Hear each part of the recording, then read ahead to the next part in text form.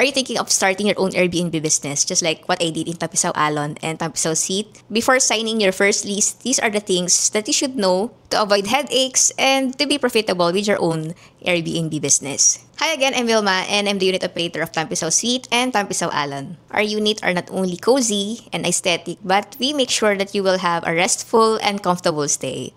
This unit, Tapisaw Suite, where I'm recording, is my first Airbnb unit, and after 3 months operating it, and we were able to get traction and make this fully booked, we decided to open our unit in Fairview. In our second unit sa Tapisaw Alon, we built that from scratch. So we signed a lease and the unit is bare. We brought the things and we decided how to set it up. So looking back, here are the things that I learned from building an Airbnb unit from scratch. And these are the things that I can advise to those who want to follow that path.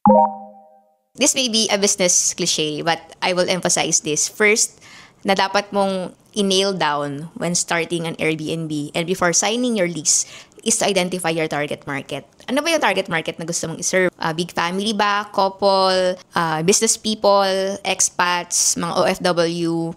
Or mga digital nomad? Because out of those target market na gusto mong i-target, doon magsisimula lahat. Like yung location, ano yung maging itsura ng unit mo, ano yung price point, ano yung klase ng experience na dapat mong i-provide, at least bare minimum para sa kanila. If for example, big families yung gusto mong i-accommodate, so probably need mo ng 2BR unit, tapos may malaki yung dining table, ganon. If ever like you are targeting businessman, so meron yung capacity to pay. So, pwede kang mag-price ng medyo mataas. They need comfortable bed and probably workstation. Here in Tapisaw Suite, we decided na ang target market namin dito couple who specially celebrate their anniversaries, their special occasion, birthdays. Sa Tapisaw Alon naman, small families with kids, couple din na weekender, people who are working, who want to have a rest sa kanilang rest day. Second one, identify, syempre, yung location. Kung saan, usually, nandun yung target market mo. For example, ang market mo, OFW. So, unang-una, pag OFW, malapit sa airport. So, probably, malapit sa NAIA, sa MOA. If target mo naman yung mga executives, mga businessmen who are flying around for meetings, ganyan, and business deals, usually, nasa BGC sila or sa Makati, ganun. So, very important din na tama yung location na pinili mo based on your target market. Kasi kapag may mismatch, sayang. For example, you are targeting big families. For example, 6 to 8 packs, ganyan. So, usually yan yung mga nagpa-party or celebrating reunion or they flew from the province. So, what if your chosen unit is in business district? So, mas mahal. For example, in Makati, 2BR dyan around 50,000. Tapos, kakaunti lang naman yung family flying around to just stay in Makati.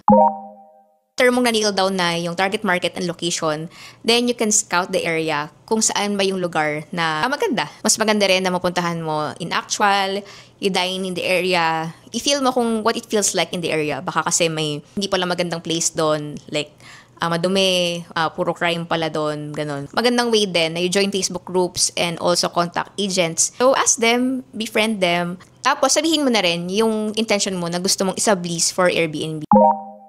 Ang number 3, look for the property and make sure na allowed ni owner na ipa-Airbnb and also allowed sa building ang Airbnb. May mga iba na ma-encounter ka, sasabihin nila kahit hindi talaga pwede sa building. Sasabihin nila pwede just to make you rent the place. Pero ikaw yung problema kasi you have to find a way. There are other Airbnb owners na hindi pwede ipa-Airbnb yung unit nila. So ginagawa nila, minimit nila yung guest sa labas, tapos i-drive nila sa basement. Tapos papasakay nila ng elevator. That's so sketchy. Ang daming work na kailangan mo nun. And the admin will find out later on.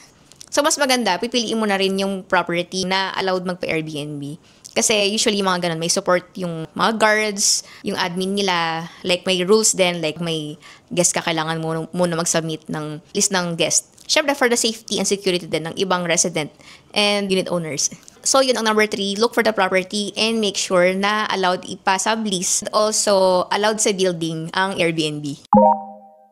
My fourth tip before signing your lease for your Airbnb unit is to have a tripping. Well, that's standard talaga. Dapat makita mo in person yung unit para ma-feel mo din how it feels like. Unang-una, syempre, i-check mo yung lugar kung safe ba yung lugar. Baka naman yung building, mura siya kasi nasa far-fetched na lugar. Tapos medyo delikado or sadyain, sobrang liblib pala. And i-feel mo din how it feels like sa lobby, paano ka papasok, paano yung parking, paano yung security nila. I'm observing every time pumunta ako sa condo. For me, plus point sa akin kapag mas mahigpit yung security at marami akong nakikitang maintenance or building staff sa paligid. Ibig sabihin kasi proactive yung property management ng lugar. And check mo din yung mismong unit kung saan siya nakalocate. So, tinitignan ko kung malapit ba siya sa garbage room. Kasi kapag malapit tayo sa garbage room, probably you will deal with pest problem like ipis, daga, langgam, ganyan. If yung unit meron na siyang laman, furnished na siya, fully furnished or semi-furnished, then tignan mo kung anong kulang. Tapos, I would also advise, like if you really like the unit, you bring your measuring tape para i-measure out mo na yung mga corners, yung walls, yung height. Para kapag bibili ka ng mga fixtures, appliances, yung bed, yung sofa, tama yung size, hindi siya maliit, hindi siya malaki. Then check mo yung mga drainage, yung lababo, and everything. So if you can bring a second set of eye to just check everything and also sabihin din sa yung feedback regarding the unit.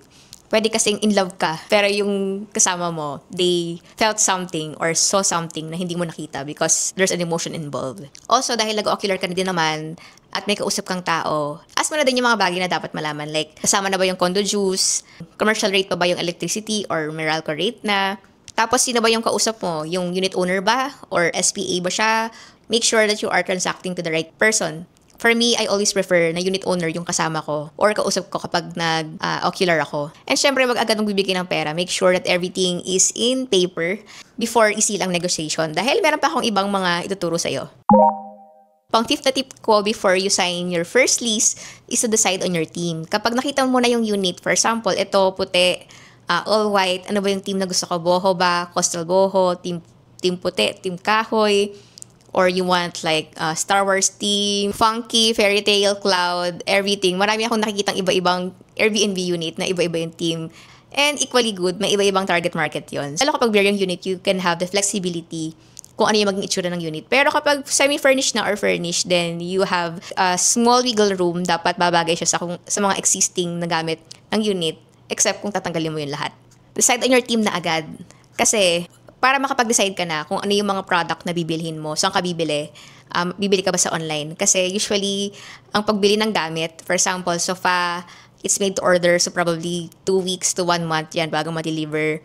Yung bed frame, ganun din. Unless yung di-assemble yung mabibili mo. So kung magsasign ka na agad ng lease at mag-aantay ka pang ma-deliver yung mga in-order mong furniture, sayang, dead air siya. Lost opportunity na siya sa'yo. Nagbabayad ka na ng unit mo, hindi pa operational yung unit mo. So which led me to my number 6 tip. If ever you can sign the lease and negotiate na after 2 weeks pa siya mag-i-start. So for example, today is July 15 and gusto ko na yung unit, nakapag-decide na ako. Sasabihin ko sa lessor ko, nakapag-decide na ako, pero pwede ba na yung lease mag-i-start after 2 weeks? For example, start ng August pa. Para magkaroon ka pa ng time para bumili ng mga gamit mo. So kung gracious naman si lessor, pwede yun na magpirmahan na kayo ngayon, pero yung date of lease mag-start pa on the first week of the month, pero i-allow ka na niya magpa-renovate or magpa-move in ng gamit. So actually, ganun yung nangyari sa amin sa Tampisaw Alon. So we've had around 1 week na buffer before our lease started. Kaya nagkaroon kami ng time to like install the fixtures and wait for other furnitures to arrive. My advice also, if you're already buying things for your unit, then have a checklist of the things that you may need and order it already. Kasi especially if you will order it in Shopee, sayang yung time na hindi mo pa mapapa-book yung unit mo because things are still not complete, di ba? And my last tip, it's okay if it's not yet complete. Have the things of non-negotiable and the essentials, and the rest will follow. For example, for me, non-negotiable yung maganda, high-quality mattress, pillows, maayos yung bed, hindi cranky. Yung dining table, just the bare minimum, plates, and the cookware, bare minimum lang talaga. Yung TV, Netflix, and Wi-Fi, hindi yan dapat mawala. So, dapat din makapagpa-install ka na agad ng internet if ever walang internet sa unit. Aircon, hindi rin dapat mawala. So, nag-operate kami sa Tampisaw Alon nang wala pa kaming heater. Summer pa naman nun, so okay lang. And wala naman kami naging guest na naging big deal, yung shower heater. Sabi namin wala. Syempre, you just have to be honest. Magmi-meet naman yung expectation ng guest with what you are saying na meron sa unit. And also, wala pa kaming decent na sofa. We just bought an ottoman kasi yun yung pwede nang mabili that day. Usually kasi yung sofa dun sa Mandawi, made to order and it will take around 2 to 3 weeks. So, umorder na rin kami. So for me, it's okay na hindi pa kompleto yung unit mo. Huwag kang mag-analysis paralysis, don't be perfectionist. Basta functional lang dun yung essentials sa unit mo. And you made sure malinis at comfortable yung unit mo. Then you can start and improve, iterate later on. So yun muna, I hope this helps. And if you find this valuable, you may also join our Facebook group. I will put that link below. That's where I share my business knowledge about Airbnb, e-commerce, and everything in between. Pwede ka ring mag-post ng mga concerns mo dyan and I will try to answer in the community. Also, I'm offering a limited slot one-on-one coaching habang hindi pa ako busy. If you want to pick my brain and ask anything about Airbnb, marketing, or e-commerce, then I will put the link to book a call with me. And also, if you have suggestions or things you want me to create content about, then put it in the message below.